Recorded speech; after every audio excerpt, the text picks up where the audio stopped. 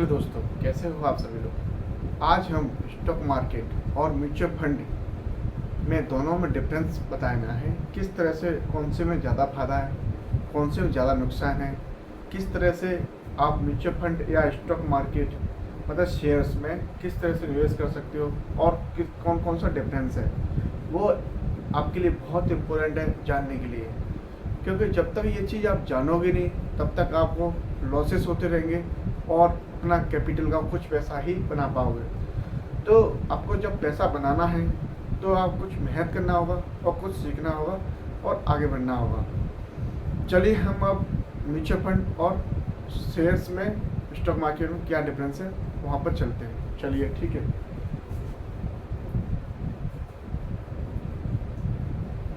देखिए मैंने difference stocks और म्यूचुअल फंड दोनों में डिफरेंस बताया है, वो एक इम्पोर्टेंट है आपके लिए। ठीक है। Number 1, honours. ऑनर में आप जब भी शेयर खरीदते हो तो आप खुद ही ऑनर होते हो। ठीक है। यहाँ फंड मैनेजर होता है। जो फंड मैनेजर आप अगर सुबह कोई माल लेके डालते हो, अगर इसमें म्यूचुअल फंड में आप शाम को या सुबह कब भी डालते हो तो मार्केटिंग जो क्लोजिंग होता है उस प्राइस पे आपको वो बाय करके देता है। जैसे कि मार्केट सुबह यहाँ थी और यहाँ से लेकर शाम तक या 3 बजे तक यहाँ गिरा, जैसे कि मार्केट नीचे आया तो आपको यहाँ की NAV आपको देगा। ठीक है।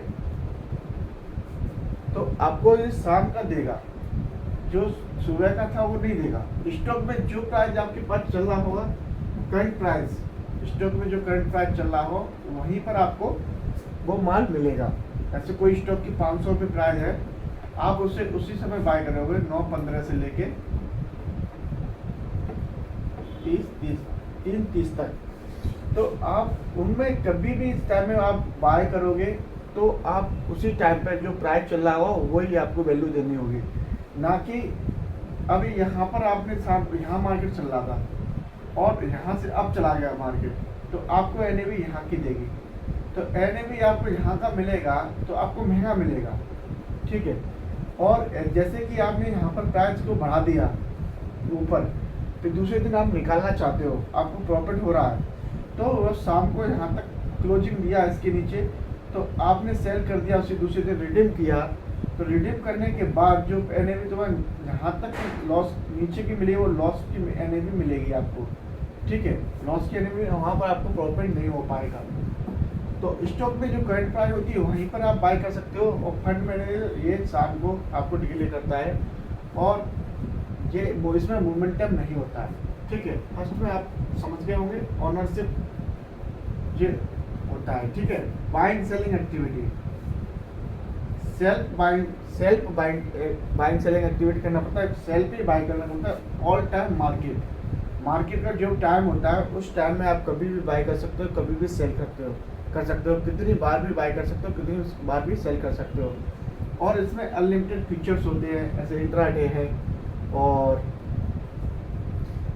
डिलीवरी है, कवर ऑर्डर है, तो काफ़ी यहाँ पर लिवरेज भी मिलता है। पर इसमें कोई लिबरेशन नहीं मिलता है। ये फंड मैनेजर एक ही बार आपको खरीद के देगा और उसके बाद ये ओनली वन टाइम ही आप इसको बाय कर सकते हो। ओनली वन टाइम ही, एक बार पैसा डाल दिया इसमें 5,000 रुपये, जब जो भी SIP के रूप में है, SIP के रूप में फंड आपको इसमें मिनिमम पैसा 500 रुपये डाल सकते हो SIP के रूप में, और भी कम हो सकता है SIP। और यहाँ पर जो प्राइस होती है सिस्टमेटिक प्लान, तो सिस्टमेटिक प्लान SIP है। तो SIP तो हम स्टॉक में भी बाय कर सकते हो, दोनों में बाय कर सकते हो, SIP दोनों में कर सकते हो। ऐसे म्यूचुअल फंड में हर महीने डाल सकते हो, चाहे आप हर रोज डाल सकते हो, SIP में कोई प्रॉब्लम नहीं है।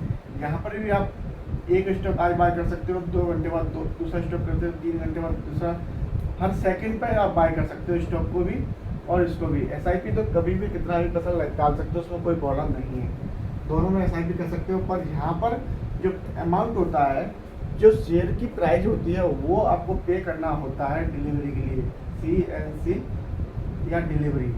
यहाँ पर आपको मिनिमम जो SIP है उस हिसाब से डेट आपको सिलेक्ट करना पड़ेगा, फिर ऑटोमेटिक कटेगा वो।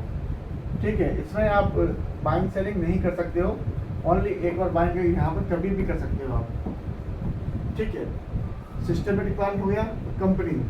कंपनी इसमें जो शेयर का आप ले रहे हैं उसी एक ही कंपनी में आपका शेयर को बाय करोगे, एक ही कंपनी आपके मोमेंटम देगी, जो भी आपको प्रॉफिट देगी वो एक ही कंपनी देगी। और यहाँ पर मल्टीपल्स कंपनियाँ होती हैं, एक फंड मैनेजर होता है, ऐसे इंडेक्स फंड ले लिया आपने, निफ्टी इंडेक्स फंड, तो उसमें जैसे कि 10 या 20 शेयर के होंगे, तो सभी में परसेंटेज वाइज परसेंटेज जाता है, किसी में 14%, किसी में 10%, तो सभी में ही जाता है। तो इसमें थोड़ा रिस्क सब में जाता है पैसा, तो रिस्क थोड़ा कम हो जाता है, पर रिटर्न आपको बहुत कम ना के बराबर मिलेगा, क्योंकि एक कंपनी बढ़ रही है, एक कंपनी गिर रही है, तो वहाँ पर आपको मोमेंटम देखने के लिए नहीं मिलता है। और लॉन्ग टर्म में आप इन्वेस्ट करते हैं तो आपको जो रिटर्न चाहिए वो रिटर्न आप ले नहीं पाते।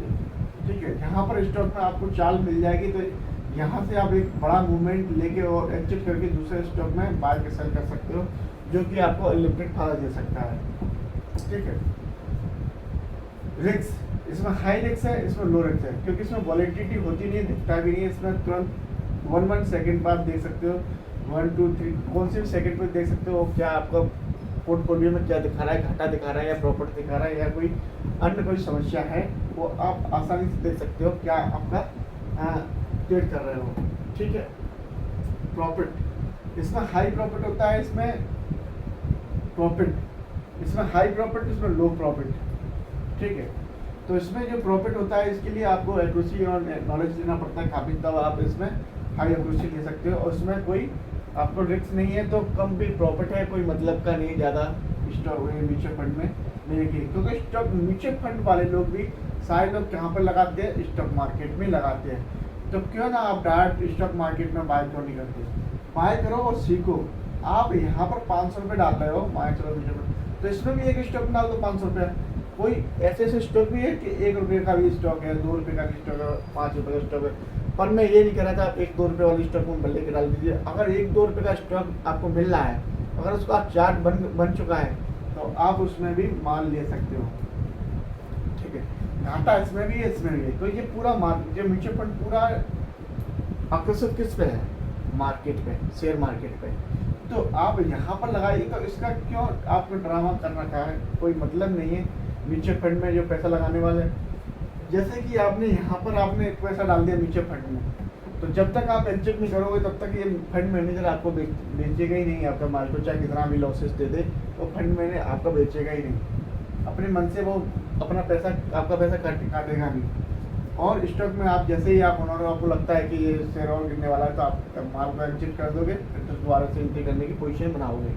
ठीक है, तो अब वॉलेटिलिटी इसमें हाई रहती है, इसमें रहती नहीं है, लो दिखती नहीं है वॉलेटिलिटी। ऑप्शन सबसे बढ़िया फंक्शन ये है, ऑप्शन। इसमें ऑप्शन अवेलेबल है, ऑप्शन मतलब पुट और कॉल, और डिविडेंड भी मिलते हैं इसके अंदर। इसमें कोई डिविडेंड नहीं है, कोई ऑप्शन नहीं है, कोई कुछ नहीं है। ठीक है, अब इन्वेस्टमेंट, इसमें शेयर प्राइस ओनली देना पड़ता है आपको, जो शेयर प्राइस की जो इन्वेस्टमेंट है वो आपको देना होगा, जो भी प्राइस होगा शेयर का प्राइस वो इन्वेस्ट करना पड़ेगा। इसमें मिनिमम 5,000 रुपये आपको इन्वेस्ट करना पड़ेगा। रिजल्ट, इसमें वेरी हाई रेट मिलता है, इसमें लो रेट मिलता है। तो जिस वीडियो बनाना है मेरा यही पर्पस है कि आप म्यूचुअल फंड में जब भी SIP या अदर चीज़ कर रहे हो, तो आप उस फंड को देखिए कि उसमें किस किस स्टॉक में वो शेयर लगा रहा है, उस पैसे को लगा रहा है, तो उसमें किस किस चार्ट का वो अप ट्रेंड है और किस तरह का डाउन ट्रेंड है, तो उसी हिसाब से उस फंड में लगाइए। क्योंकि ये वॉलेटिलिटी होता नहीं, तो उसमें लोग बिगिनर होता है, उससे सबसे पहले म्यूचुअल फंड में आता है, फिर म्यूचुअल फंड को लोग देख के फिर स्टॉक मार्केट में आता है।